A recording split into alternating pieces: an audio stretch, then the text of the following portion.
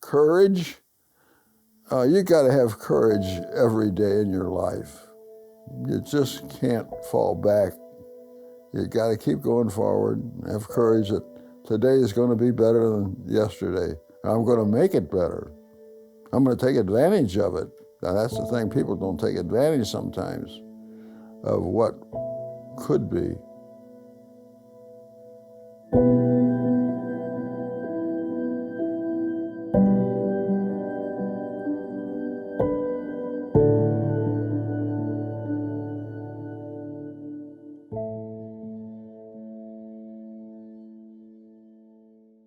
I was born in 1921. I grew up in a small town right out of St. Louis called Pine Lawn, Missouri.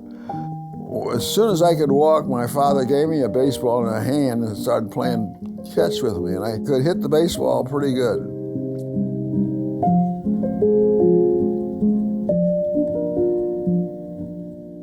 Some of the scouts caught me in playing baseball for the varsity team and signed me to a contract. When I graduated, I played for a year, and the war broke out. It was on a Sunday. We would turn the radio on, and the first thing we heard was the Japanese bombed Pearl Harbor. And we looked at each other and we said, "Where's Pearl Harbor?" No idea where it was. But we found out pretty quick. They started telling us all about it. And I said, we're going to have to get into that thing, you know.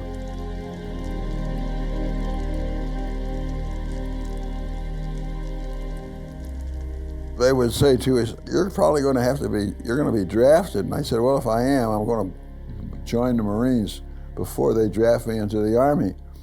There was an island called Wake Island. And sure enough, the Japs wanted to get that out of the way first, and they started coming in. And the little group, I'd say about 1,000 Marines, fought these big warships, just knocked the heck out of us. But we held them off for a while. I said, I'm going to join the Marines. I like the way these guys are going. My brother, a younger brother, wanted to be with me. He was still in high school. And I said, no. And my father says, oh yeah, you can take care of each other. You can't take care of each other. You take care of yourself. And the rest of the group is a group. My father had to go down to McBride High School, sit down with the principal down there and sign some papers to get him out of high school before he graduated. I thought it was a bad move on my father. We should have been separated instead of together. You're going to lose one, you might lose them both boys. I thought that was a terrible move on his part. We went through boot camp together, and when we graduated from boot camp, we got spread it out, but I stayed there because I played baseball.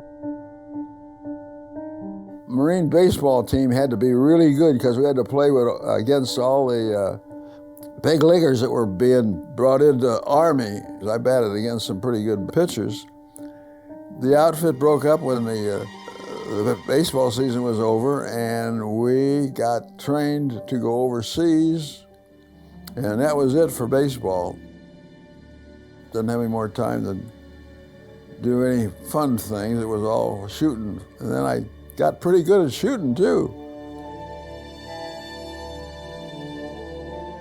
You know, at Camp Pendleton, before we went overseas, our company, the Regimental Weapons Company, got a very fine bottle of wine.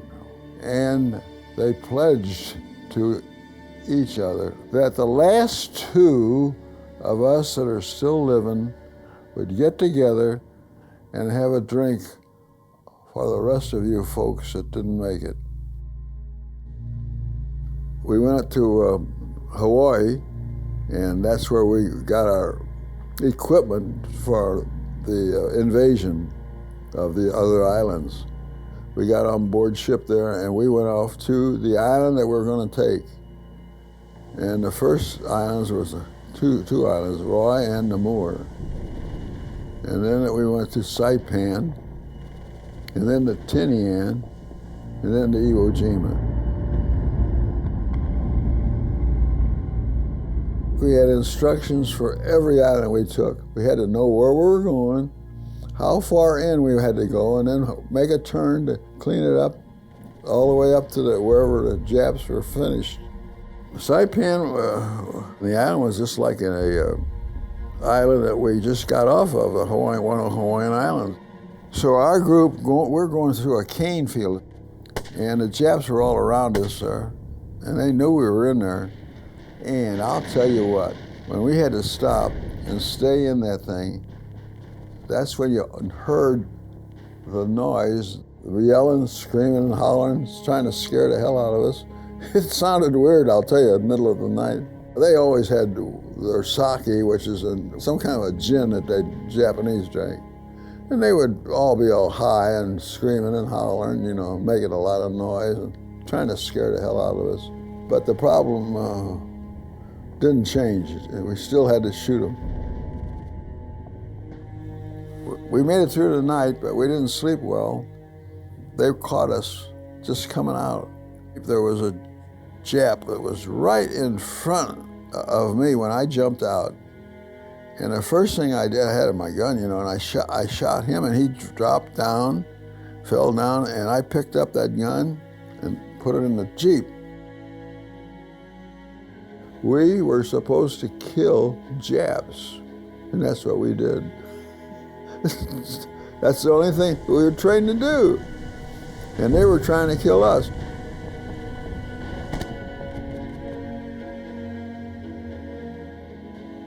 The ultimate failure of mankind is war. The reason that we have these wars, because there's a lot of old men out there don't know what the hell they're doing, and they start these wars, and guess what? They send us young guys to fight them.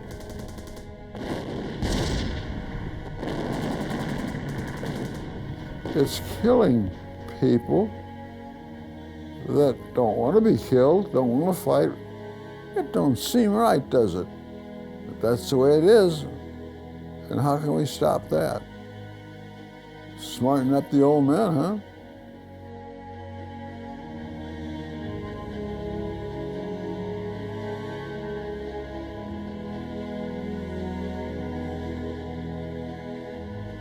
What happens is, you got an island, and you land on the island. The Marines come out this way, and these guys are all this way. We're pushing them back, going this way at them, pushing them back, back, back. They can only go so far. All these people got back to the point where there was a great big fall off, and the water was down here, and it wasn't very deep, so there was rocks there.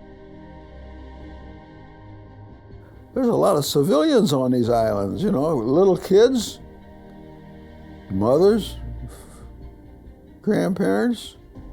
They would take their little children and themselves and they'd jump off. They jumped off because they didn't want to get shot or whatever they thought we were going to do to them. People that are just civilians, don't even have a gun, little children, everybody gets involved. And that's what the war's all about, nasty. We got back to our camp in Maui, and I'm in a tent. We have 5 guys in a tent. And I got out of the tent to either go to the bathroom or something. And as I walked out of the tent, I see a guy coming up. Oh, Jesus Christ, that's my brother Eddie. I walked over to him, we came together, and said, my God, what are you doing here? He says, I put in for the Fleet Marine Force. I wanted to be with you guys that are doing all the work. We're over here in Bermuda just doing nothing but cutting grass for the lieutenants. And I said, what do they have you doing? He says, I'm carrying a flamethrower. Oh, I said, oh, that's what they want to give these guys coming in, because that's the worst thing that could happen to a Marine. If you want to get killed, carry a flamethrower. They see it on your back, they hate it, they don't want it, that's the first thing they'll do. You're going to get killed with that thing. Get a sore back, you've got to get a sore back. You can't carry that thing, it's too heavy. He said, I want you to get back to your mama and papa.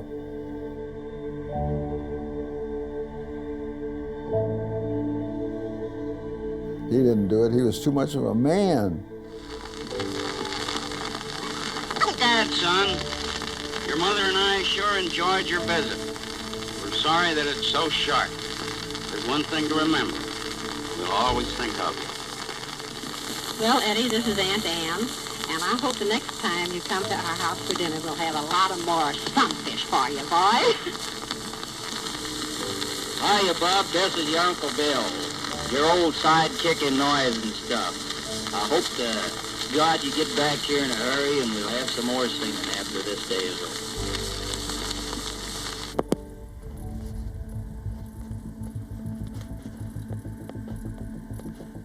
Between Japan and Saipan was a little island called Jima. So we were flying our bombers over to Japan, and that little island had these damn little bombers on it, and they came up and intercepted our plane to Japan, and we had to get rid of that island so that we could fly right on in and back. Because if they didn't get us going in, they'd catch us coming back.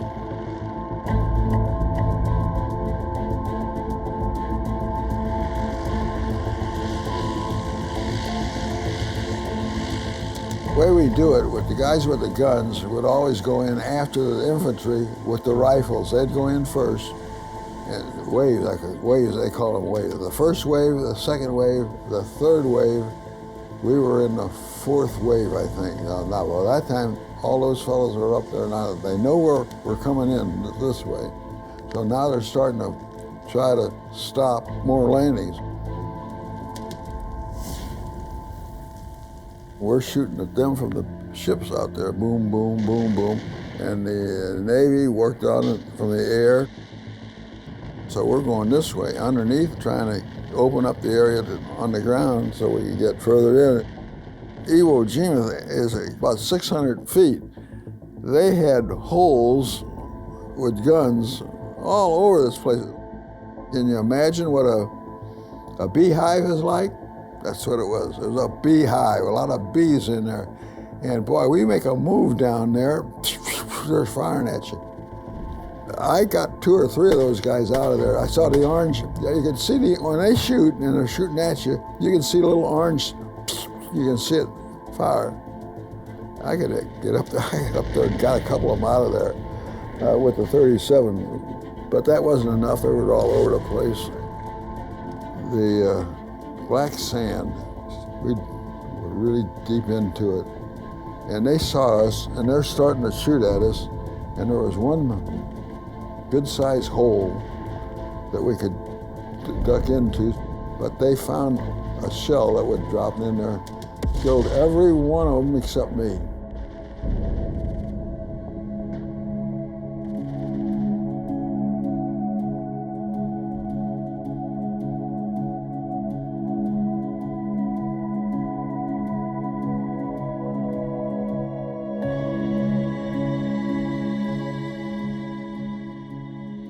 I was on the kind of on the outside of the gun, where these guys were on the gun, and I was out here looking to see where we could get this gun up and out.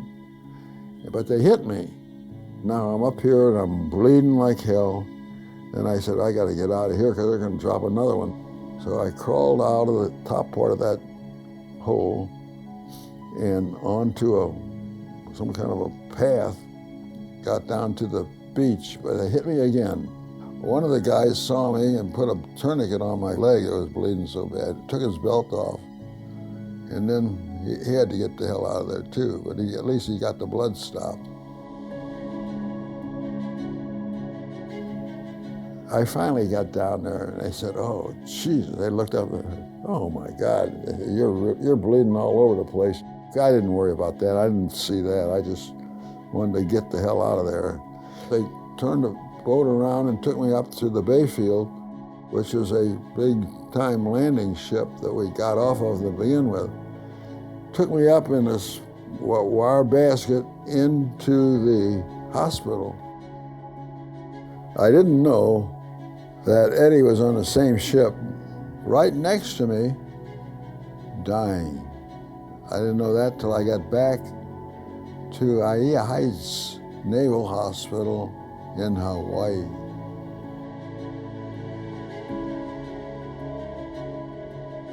One of the chaplains there came and told me that Eddie died out there. He was with his flamethrower after some position that the Japs had when they shot him. He was working hard to get an opening so we could get out of that one area. And him going straight to that hole, he never quit. He still got shot, but still didn't fall down, and he burned him out. Now, trying to get back and get into a hospital where he could get fixed up, he couldn't make it.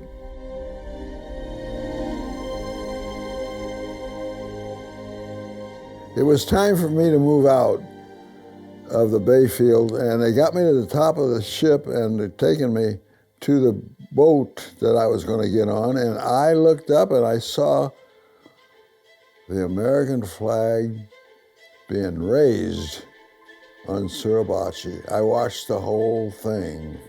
I couldn't believe it. I just stood there and saw what was happening that I knew was history now. And here I am, I'm looking at it. I thought that we won the war. I thought, oh, this is it. This is what we came to do.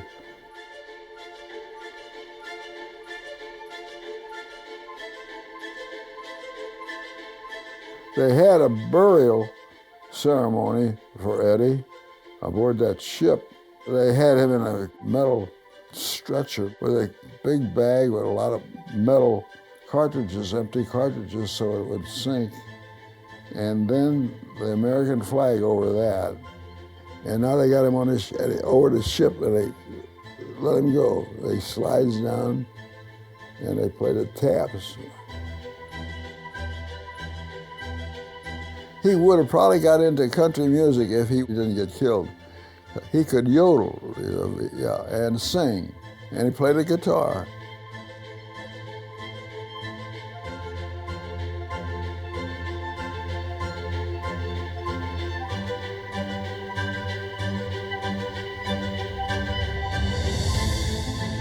Every Memorial Day, I fly my brother's flag, so I don't ever forget my brother Eddie, who gave his life for all of us.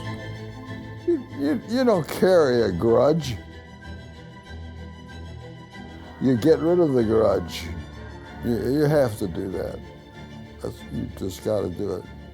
You didn't start the war, but you finished it, and that's all you can do. Start your life over again, you know. I had a hell of a time deciding what I wanted to do, whether I wanted to go sell something or try to go. I couldn't play baseball anymore because I couldn't run.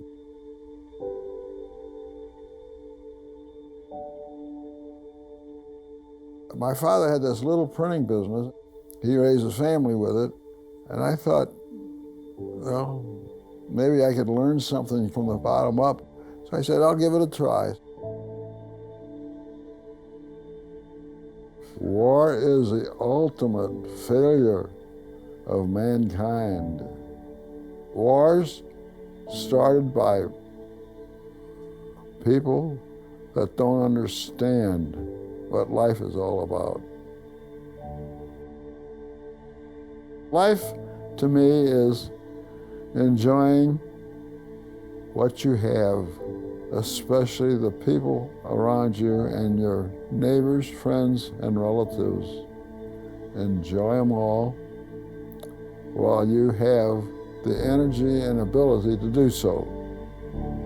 It so happens that I am one of the last few men that has survived this whole thing. I consider myself as lucky.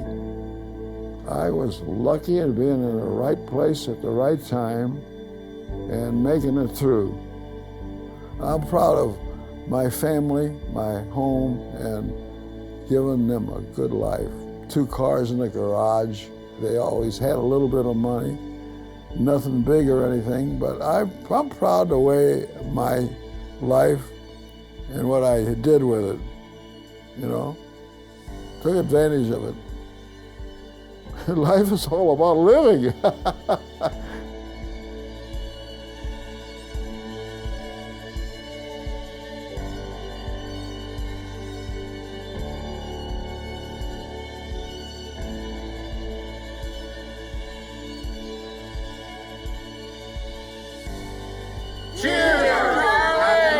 Cheers from your friend Alex, and looking forward to speaking to you more.